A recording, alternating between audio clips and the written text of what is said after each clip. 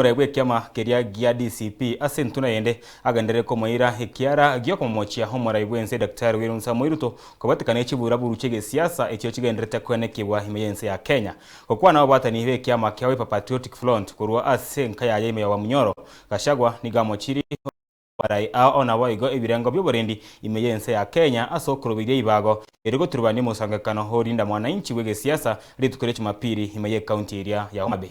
See now what is happening in the Luo Nation.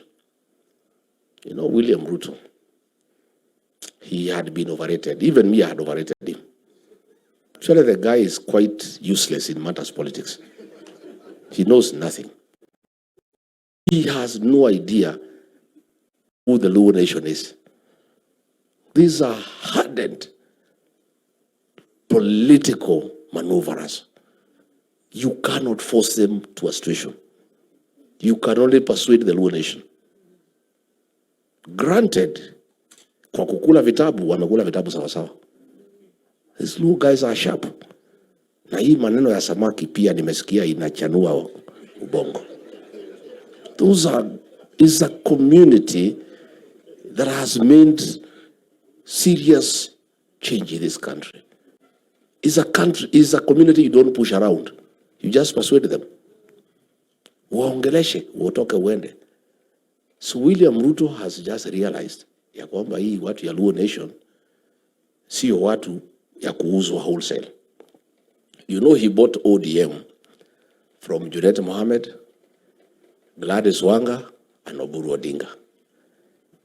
And he thought that he has bought the Luo Nation as well.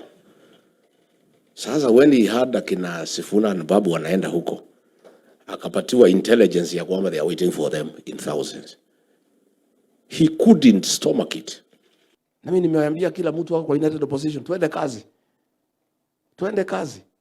And this journey is not for lazy people. It's not for the faint-hearted. Kama hiyo vijana walikuwa Homa Bay, walikuwa oga, wangetoroka wangefanya mkutano. Lakini walisukuma mpaka wakafanya nini? Mkutano. So please, let's work hard. Tuendelee. What happened there?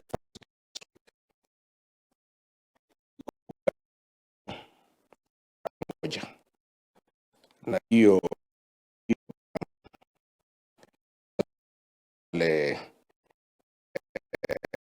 inaitwa inaongozwa na mtu anaitwa Abdi Sebo. Last Thursday wakakamatwa 7 of them. Police were working professionally. When they got intelligence that that gang is working on to disrupt mkutano ya leader mwananchi, wakakamatwa. Gladys Wanga akatafuta Kasongo, akamwambia ile watu zategemea hii weekend wamekamatwa. Then Kasongo akapigia huyu Mohamed Amin, the DCI, very notorious in covering up and subverting the rule of law. Then DCI akapigia huko, akaambiwa waachiliwe. The police were very demoralized. This is a gang that was leading the war. Huyu Raymond Omolo, the chief goon in this country, wakiwa na Murkomen, akatoa 60 million shillings akapeana. Every goon was supposed to be paid 10,000. The goons are crying, they were shortchanged, wakanyolewa 6 wakapewa 4. Hii wizi Kasongo amefundisha mpaka watu yake. Wanaiba mpaka pesa ya goons.